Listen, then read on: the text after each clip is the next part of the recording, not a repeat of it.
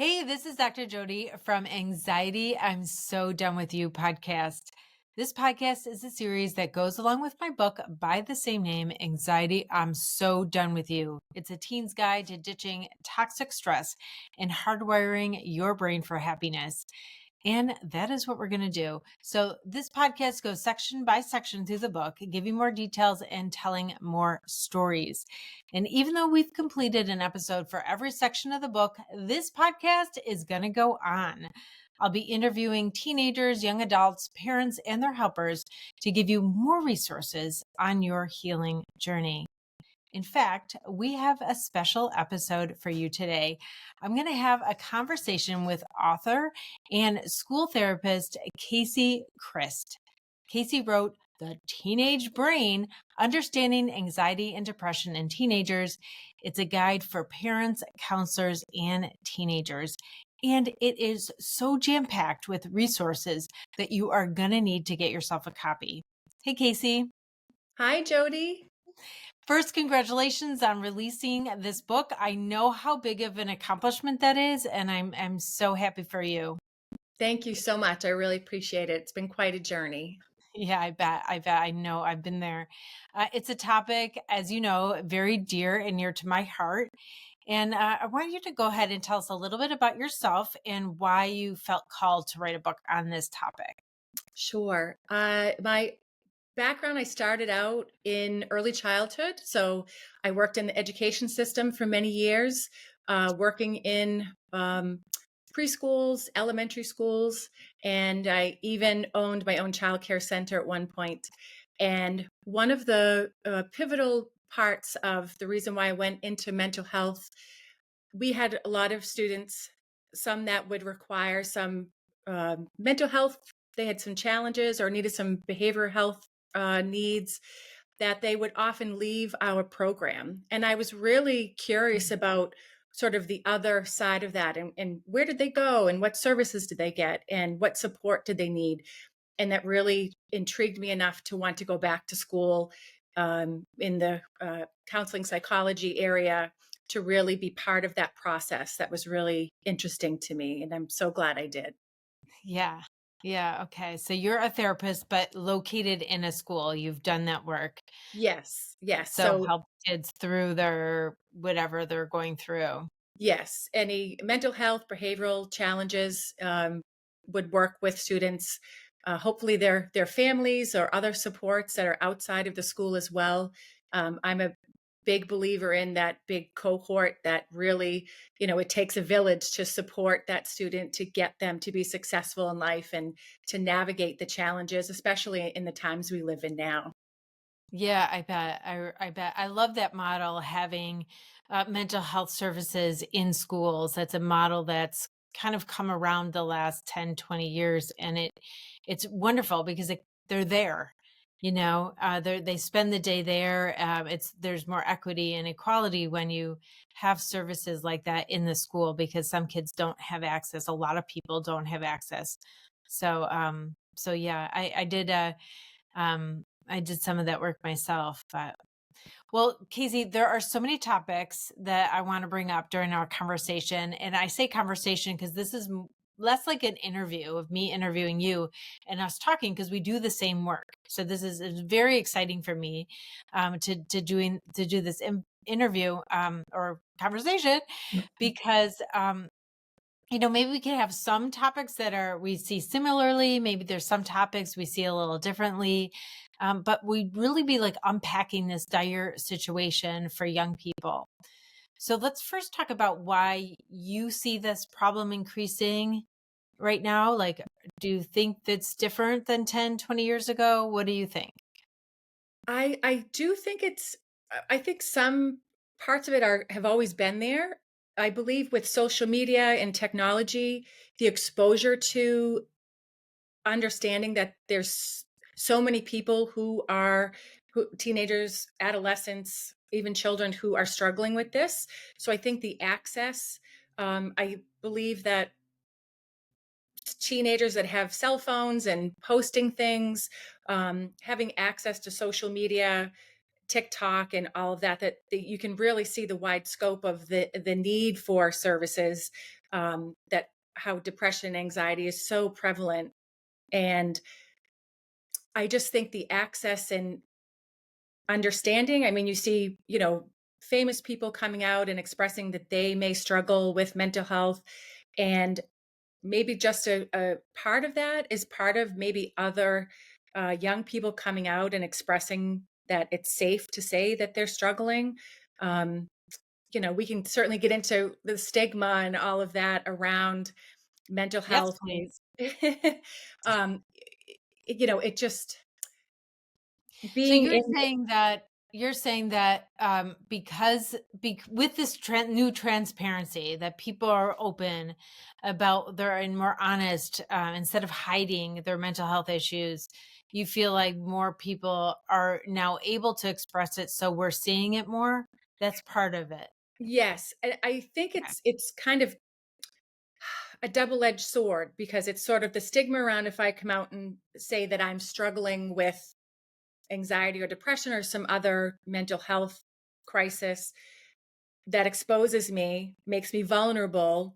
And teenagers don't want to stand out. They don't want and typically, but I think also it's generational because I believe teenagers, they see so much on social media and just throwing everything out there with not realizing the repercussions of what goes out there stays out there for eternity. And adults realize that if my child is posting things or, on social media or even Facebook, it's out there, right? So, and what does that mean? What does that mean for our family? And what does that say about me as a parent? And so I think that it's a double-edged sword. I think the transparency is great, but sort of how do you capture that to be able to support that teenager once if they are saying that they need help? And as the You know what I'm generation. seeing? You know what I'm seeing that really worries me is that with this transparency and everybody, it's okay to have is to be honest about your mental illness. There's also like there's a sense that you're advocating for people with mental illness. If you're saying it, this is what it is. And there's a community and there's a relevance to it. So there's a couple problems. One is it creates like that you're relevant because you have this, but also it emphasizes a difference because you're trying to say that don't make light of people with OCD because that's like diminishing people who really have a problem. um so what they're doing instead of advocating is actually creating like an us versus them scenario, um unnormalizing a lot of problems that really are pretty normal human reactions to our world. Mhm. Right? So they're creating them. They're actually saying they're abnormal when they are not. They're regular human responses to our modern world. Trying to get control, feeling powerless, and having anxiety. That is a regular reaction to our world. And so Mhm. when they're saying I have anxiety disorder and saying that I'm different, then they're actually believing that. I mean, unfortunately, people like us, mental health professionals, are actually supporting that narrative in a lot of ways. That some people have anxiety disorder and some people have regular worries, and it's entirely not helpful. What do you think? I think of when people, it's from my experience that when meet with students or meet with teenagers, adolescents, even young adults, if they come forward and say that they have worries, and it's sort of understanding what those worries are and trying to navigate if it's a worry or is it anxiety and is it something that you can manage and giving them skills on how to navigate that and manage it. But if it's something that doesn't go away, if it really interferes with your everyday life that you cannot navigate and manage on your own. And I think it's important to differentiate, to support on both sides, regardless of if it's someone that just says they have worries and maybe you know, I think sometimes teenagers kind of test out, well, I think I have anxiety or I think I have this, and really meeting them where they're at and whether that's a true narrative for them, or that's just something that they heard on TikTok or saw someone talking about. I don't think you should ever just negate a statement that a teenager makes. I think that's where you pay attention. Exactly. Yeah. Maybe not overreact, but really just be mindful of and pay attention to what they're saying. Yeah, I agree. Whatever how they describe what they're experiencing is a description of their experience. And so I love that experience near definition. And I always respond, call it the same thing they've called it after that. So I totally agree with you. Um, the but they if they were I guess the problem is like, how do we help them understand where that's coming from and if they can make a difference, right? So if you say it won't go away, like that, it hasn't gone away, yeah, but that doesn't mean it won't go away, Mhm. right? So you were even using that language. Some people have worries and it's contextual, and then, but I kind of, I might think a little bit differently. I'm not sure. Anxiety is always contextual in my mind. Depression is always contextual. Mhm. Um, and if we haven't gotten rid of it, it doesn't mean that we can't. It just means we haven't learned how yet, or we haven't figured out how yet, or we haven't understood where it's come from or something. Right. And without that hope that a difference can be made, because most people believe they have these things and they just have to manage them and live with them forever. And then they keep them.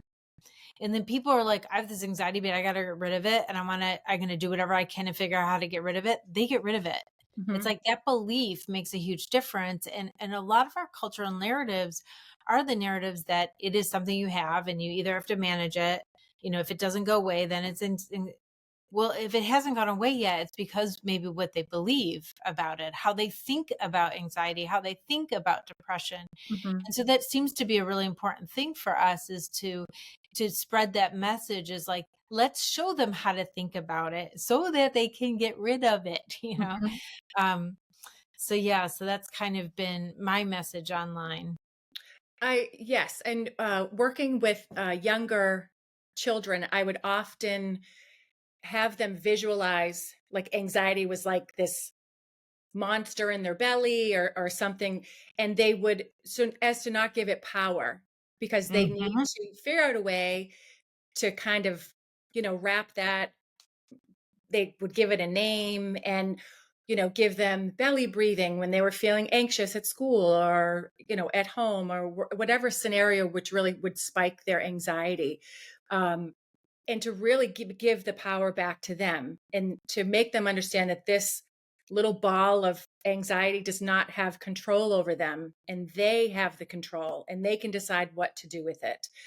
um, I really think that anxiety, I think you mentioned it before, but um, it's not that it's with the worries. And I guess what I mean by that is like, with, you have to take an exam in school, and I think everyone could get a little bit of worry or anxiety around the exam. You want to do well.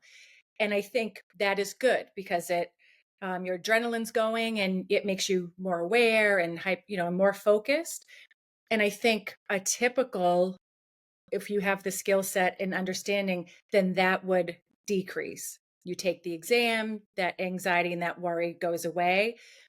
But I think for some people, they don't have the skills. I think that's what you mentioned, on how to mitigate that and how to learn how to work around the anxiety and the worry.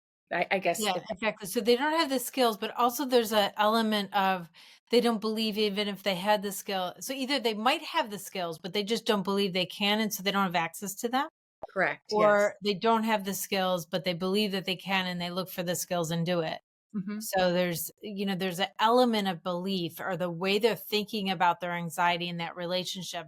I love that you brought up personified anxiety, because am a narrative therapist. So, I've been externalizing problems for a long time in using language to help somebody because anxiety is one kind of problem that just latches onto your identity. You have a Mhm. whole chapter of identity as well on here, but our problems latch on. So it's like, I am anxious. I am a problem. I am worthless, right? It becomes part of our very identity, which is a huge issue. And once we start talking about it as a separate entity, then we could change our relationship with it. And you're right, it changes the power dynamics, Mhm. because when it's part of us, we'd be fighting ourselves. And we're looking for, is there some good to it? Or, why do I have it? Why am I different? And we get so lost in the why that we don't have any energy to get ourselves better, because we're Mhm. lost trying to solve the why, which is an unsolvable a lot of times, isn't it? So I Right. love that you brought up that personified anxiety. I just uploaded last week. I had some teenagers interview anxiety, a character of anxiety, about like what it's up to in teenage kids' lives. And Love so that. it's Yeah. a really fun activity that I do. I'm doing in my school program to help them really think about anxiety in a different way. It is not me. Mhm. It is something that influences me, and that changes the power dynamic, because then we could change our relationship with it, or out trick it, or whatever we have to do to grab our power back. So I'm really glad that you brought that up. Yeah. Yeah. Yeah. I think another piece too for teenagers with the social media, as we discussed, can be helpful. Being exposed to famous people who have more influence and, um, saying that they have anxiety or depression. But I think social media also can be a negative. And I think Mhm. the comparison, and everyone posts their best version and shiniest of themselves, right? And lives are so happy, and teenagers are so impressionable. What the expectation of what they should be doing or what they look like, or, these incredible challenges that are deadly that they think are real, and understanding reality as opposed to Photoshop. And, it's just, With all these it's filters too, like the filter. filters really, Yes. and you could even know that it's a filter, but it still affects, right? We're still like comparing our backstage mess to somebody's highlight reel. Yes. Yes. I like that. Backstage mess. Yeah, well, we're like, I'm a mess. Yeah, but the other people are a mess too. You just don't see that. We're all a Right. mess, Right. like we've all grown up in this culture, which has these high expectations. So we're all feeling not good enough, not smart enough, not cool enough, not skinny enough. We're all feeling it. Mhm. But everyone looks like they're fine. Right. And you're the only one who's different. Right. Hugely devastating on the soul, isn't it? And I think this generation, they are the ones that are exposed to it the most, and they don't know anything else. So they've grown up with a cell phone, they've grown up on computers, they just don't know anything other than having no privacy. I mean, they don't have privacy. And I don't know. I look back and I'm grateful we didn't have cell phones back when I was growing up. It's just Yeah, I guess they define this Generation Z, with they had smartphones, or like phones connected to the internet, from middle school. Mhm. That's what makes them different than the millennials before them. Mhm. And there's a difference in what we're seeing. And it's not like no adults have anxiety and depression, because for sure they do, and they're affected by the social media too. Like, we're all comparing ourselves to everybody else as well, and struggling with Mhm. these, because we had these Western high expectations before. Now Right. they're just like 10 times, because they're in our face all day. The ability to compare, when we were young, we had these high expectations, but it was like, at least you were in real life dealing with it. Mhm. And I really feel like, I was talking to my TEDx talk. I talked about the three messages that people get online that makes them feel powerless, useless, powerless, worthless, and out of control. Like, We're on screens all day long. And the statistics show that the more teenagers are on screens, the more they're at risk of suicide. Mhm. And that's so scary. And we really have to do something about that. And it's, it might not be take their screens away. Like it's not going to happen. Right. So, but there's all of these messages constantly. Yeah, there's funny stuff you're watching, and some people say nice things about you. And so there's some positive, but there's constant messages that everybody's better than you, like that comparison, or trauma happens randomly and out of control, Mhm. and you should just get stuff. So then there's the commercialism that's really messing with our sense of worth. So kids are just every day, all day, feeling powerless, worthless, and out of control. Like, how do we as adults, as helpers, and as parents counter some of that? Yeah, I mean, it's a good question. I think it's an ongoing, open question, and I think we just have to keep plugging away and trying to find resources. I think now, again, especially if I could go back when with COVID, the pandemic, and teenagers are all about their friends. They need that connection. It is their world. And that completely shut down. It just changed their whole experience of being a teenager, staying at home and not being able to engage.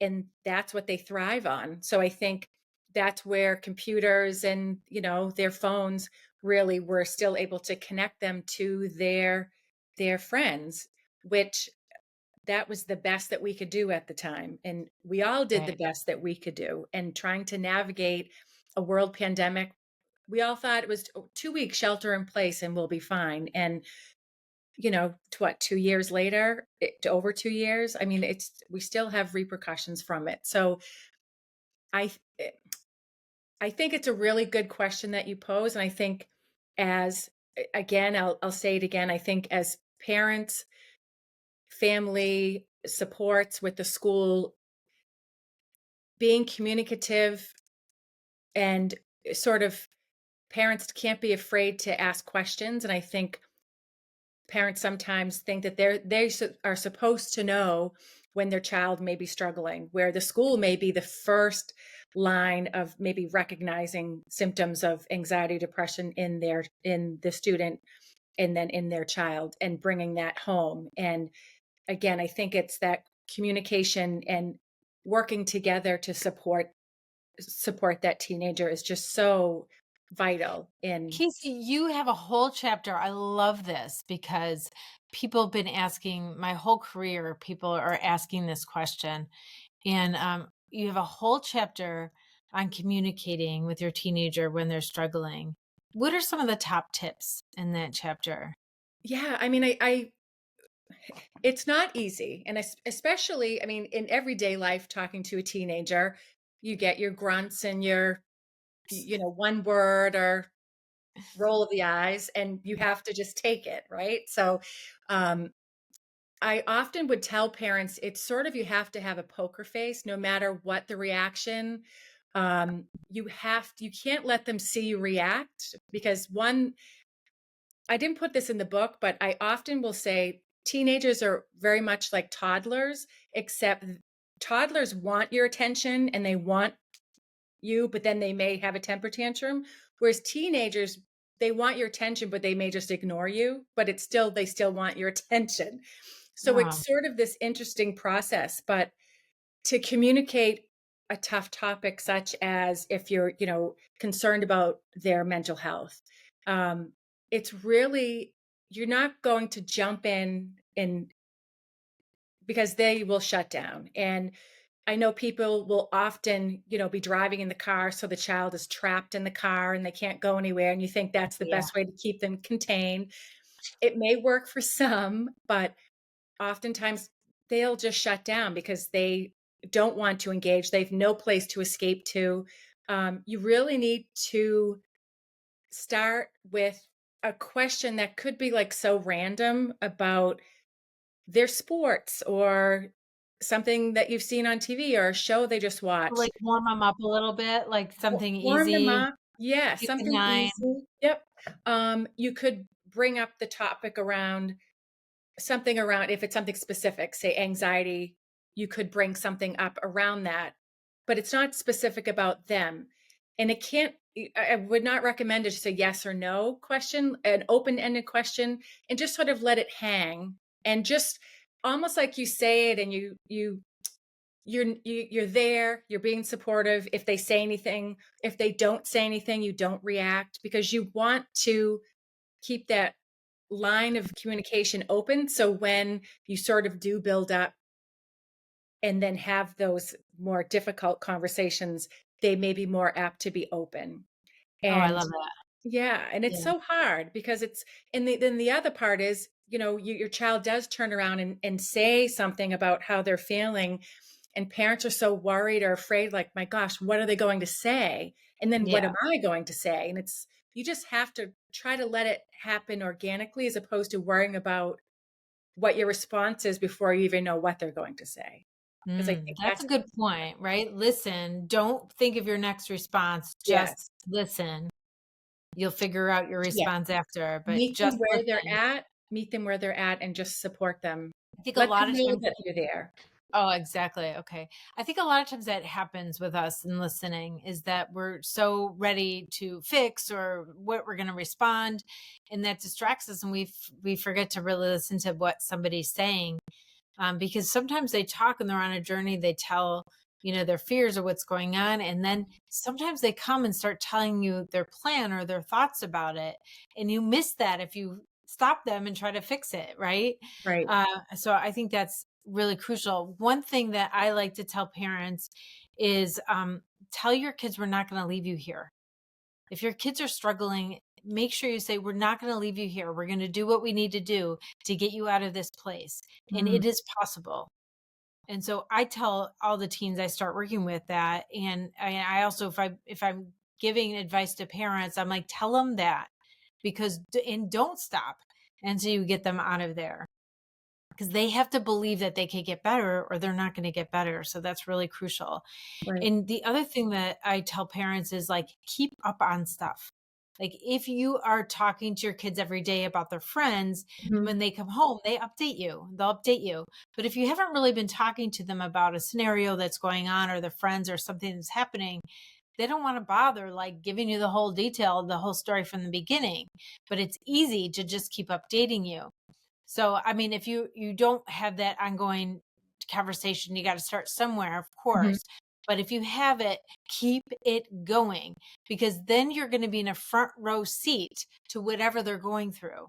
And that's going to be really important, because you want to see if there's something dangerous, if there's Mhm. something you want to worry about, you want to have that front row seat to that. And so I hear a lot of parents like, I don't even want to know. Yes, you do. Yes, you want to know. You want that Right. front row seat to Mhm. what they're going through, so that you could intervene if there's something that's a problem. You could help them out. People don't do stuff alone. It's not like that. We're not. It's like there's a difference between helicopter parents doing your Mhm. kids like homework for them, and letting your kids know that they're not alone, and you're Mhm. not going to abandon them in their Yep. darkest hour. You're going to, all they need is your presence. They don't need you to do it for them. They Mhm. need your presence and to believe in them, believe that they can, and then also help brainstorm. That's another. Sorry, I just, I really have a passion for helping parents. I'm a parent of 3 teenagers. Well, they're getting older now, but so I have a passion, because it's so hard on us when our Yes. kids are struggling. We blame ourselves so much. Mhm. And so I really have this passion, so I'm going for it. But um yeah, we No, have to I show think them, like, I think it's so important that parents, that you have to take yourself off the hook. Like, it's impossible to know yes. everything. It's impossible. Although I have friends that have teenage children, and I swear they do have eyes in the back of their head as parents, but it's impossible to be everywhere. And Your um, book though gives so many resources. So it's very comprehensive. thank you. Yeah, no, it's really important to have all different sorts of mediums. So if teenagers are more apt to go online to get help, if they're more apt to go to the school counselor, talk to their parents, if outside support, if they have someone they can talk to, like a therapist or, their primary doctor who could refer them out. It's in this day and age, there's an abundance of resources for every comfort level.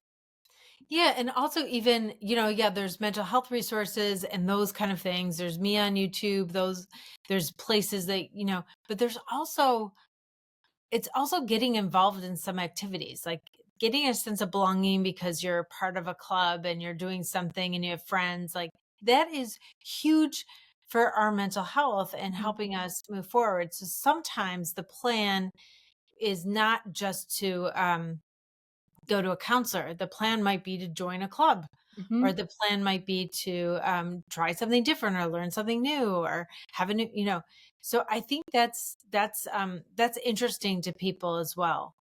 And I think it's important for us to know that the reason why so many people are struggling because it is a regular human reaction to our world, Mhm. but we don't have to stay here. So I think that's incredibly helpful because people think that they are different Mhm. and it's hard for Absolutely.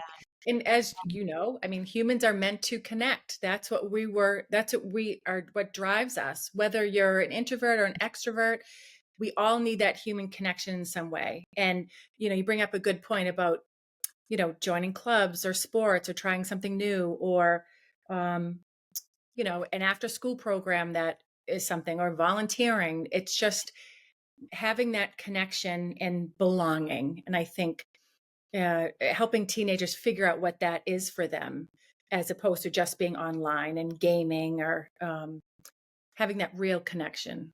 Yeah, I think it does separate. Screens really have a tendency to decrease our in-person time with people. Mm. And I think that's having negative consequences as we're talking about, of course. So, good point there. Yeah. Anything else? Let's see. I'm looking at my note. We just started talking, so I didn't look at the notes. Yeah. When you, one more thing I thought would be good to share that I read in the book is, there's a couple of them, but the importance of, because we're talking about parents and talking to your teens, you were talking about the importance of validating. Could you tell us a little bit more about like how do people be validating with other people and what does that do for somebody? Validating, I mean, with teenagers, I think it's really listening, active listening, being present. You're not on your phone. You're not, you know, Mhm. cooking dinner and they're trying to share something with you. Validating one's feelings, meeting them where they're at, not having, I think you brought up, not trying to solve the problem, but validating what they're saying in the moment, just being present, meeting them where they're at, acknowledging their feelings, um, and supporting them. So whether you in your inside you agree or not, as long as it's not something that has to do with safety or risk, but if it's they're navigating a problem or a situation or in that's a typical teenage issue perhaps, that you're just validating them. And I think it's important because you want to give them the skills to maybe vent and then maybe be able to process and figure out what they need to do. If they're looking for your opinion or solution, I mean, obviously that's where you may insert that. Um, but I think giving them the space, um, So what does I, it feel like for them when they're validated as opposed to not being validated? Like what does that do to the teenager, do you think? I think I often would tell my teens that I worked with, um, even in my private practice, that they're in this space where they're too young to be a complete adult, a complete autonomy, making their own decisions, but they're too old to be a little kid and, walked around, holding hands and wherever they need to go. They're in this place where they need to figure out and decision making. They're going to make mistakes, but meeting them where they're at and validating. And I think if you give them the space, it gives them the self esteem and Mm. the independence to try to make these decisions because they want the autonomy and you're giving them the space to do that, but you're still validating whatever it is that they're bringing to you. And I think It if sounds like it, like, decreases their negative self-judgment. Like, they absolutely. feel, like, more I guess the word valid is, like, they feel worthy, Hmm. and You that's, feel like, heard. soothing. And Yeah. again, it's connection. And I think if you don't have your teenager, coming to you and bringing issues to you, or it could be little things. I mean, it's to them, it could be a big thing, but in your head, you may be like, oh my gosh, this is like, come on, this is what we're dealing with. But in that moment for them, it could be a big issue, and meeting them where they're at, it gives them the strength and being able to navigate it. I'm like, wow, okay, I can do this. And all Just right. not to feel alone, Yeah. right? Yes, absolutely. Yeah, cool.